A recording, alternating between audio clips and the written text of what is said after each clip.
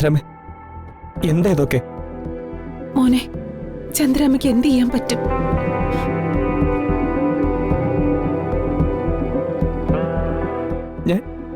ഞാൻ ചന്ദ്രാമ്മയുടെ മോനായിരുന്നെങ്കിൽ ഇങ്ങനെ ചെയ്യായിരുന്നോ?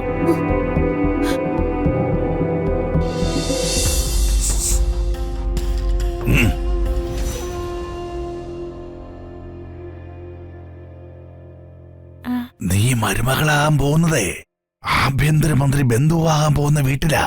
ഓ, എനിക്ക് നിന്നെ ഓർത്ത് അഭിമാനം തോന്നുന്നു മോളെ.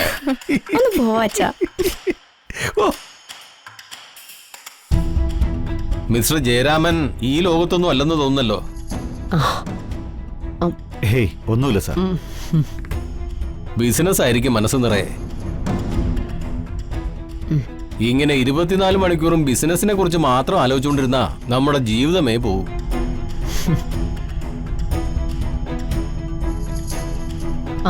ചന്ദ്രലേഖ, മഹി വിളിക്കേ. ശരി.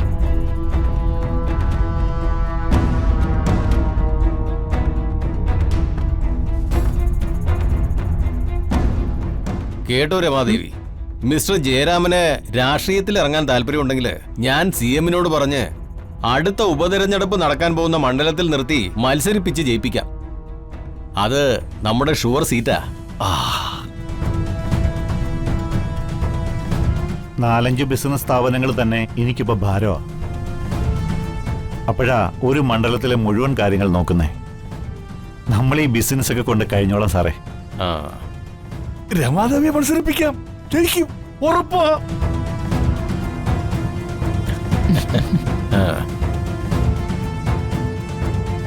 രമ നിന്ന കെട്ടിവെച്ച കാശ് പോലും കിട്ടില്ല. അവസാന ഘട്ടം വരെ ചേട്ടൻ മുഖ്യമന്ത്രിയാകുമെന്ന് കരുതിയതാ. അതൊക്കെ ഞങ്ങൾ TV-യിൽ കണ്ടായിരുന്നു.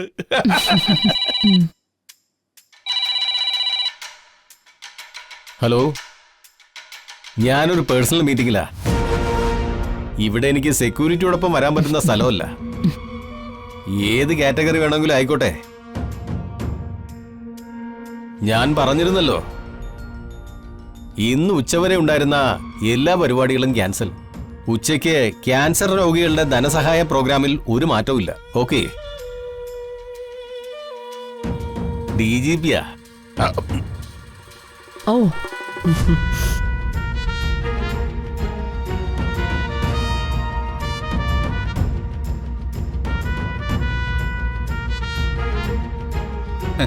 ദേ വരുന്നു ഒരു തുളസിക്കതിർ.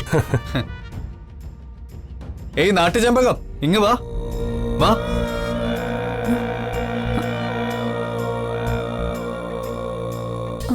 എന്നെയാ? അതെ, നിന്നെ തന്നെ. ഇങ്ങ് വാ.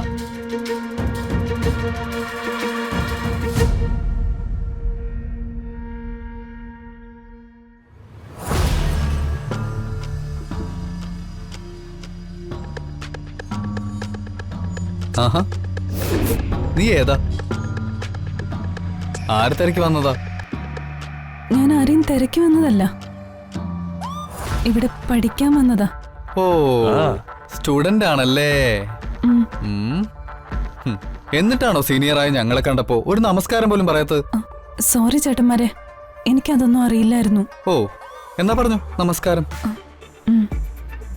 നമസ്കാരം. എനിക്കില്ലേ? നമസ്കാരം. എനിക്കോ? നമസ്കാരം. എനിക്കില്ലേ? നമസ്കാരം ചേട്ടാ. ഈ കോളേജിൽ അഡ്മിഷൻ കിട്ടണമെങ്കിൽ ചില ക്വാളിഫിക്കേഷൻസ് ഒക്കെ വേണം.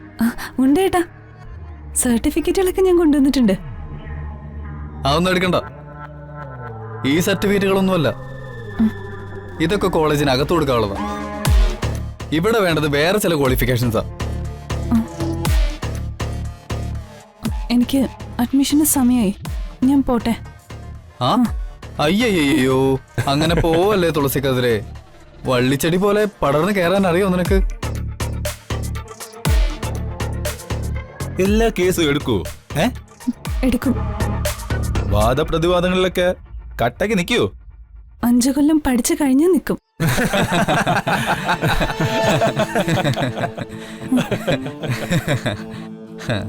ഞാൻ പോന്നു. എനിക്ക് അഡ്മിഷന് സമയമായി. ഏയ് എന്താ ഇത്? ആദ്യം ഇവിടുത്തെ അഡ്മിഷൻ ഉറപ്പാക്ക്, എന്നിട്ട് അങ്ങോട്ട് പോയാ മതി.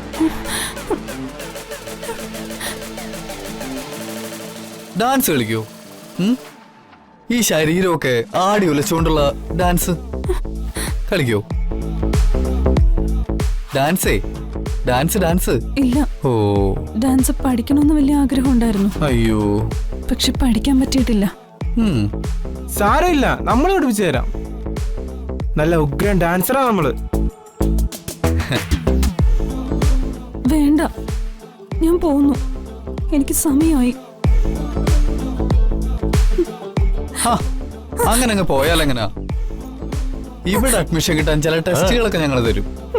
ആദ്യം അതൊക്കെ പാസ്സാവണം. അതൊക്കെയാണ് ഈ ക്യാമ്പസിന്റെ പരമ്പരാഗത രീതി.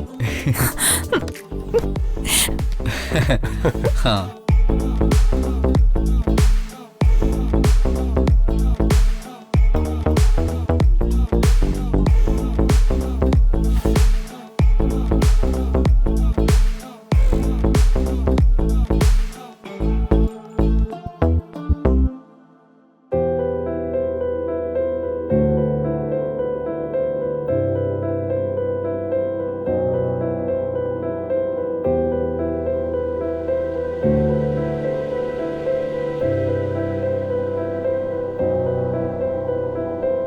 മോനെ,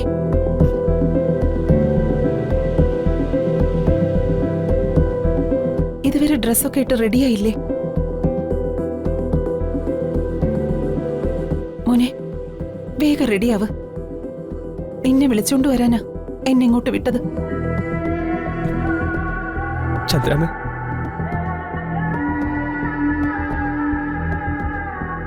ദേ, വേഗം റെഡിയായിട്ട് വാ. താഴെ എല്ലാവരും കാത്തിരിക്കുക. ചന്ദ്രാമ, എന്താ ഇതൊക്കെ? മോനെ, ചന്ദ്രാമ്മയ്ക്ക് എന്ത് ചെയ്യാൻ പറ്റും?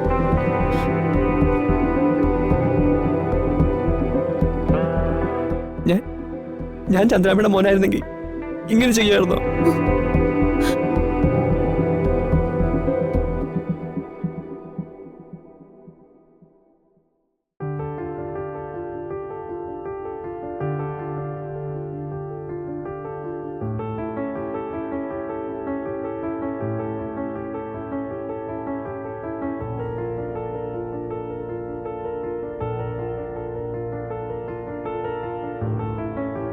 അച്ഛാ, എനിക്ക് കല്യാണത്തിന് താല്പര്യമില്ല.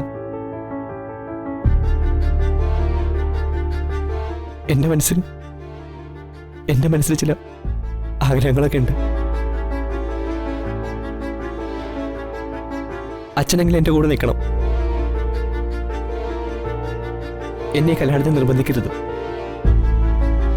മോനെ, നിന്നെ ഞാൻ എൻ്റെ മകനായിട്ടല്ല കണ്ടിട്ടുള്ളത്. കൂട്ടുകാരനെ പോലെയാ കൂടെ കൊണ്ട് നടക്കുന്നത്.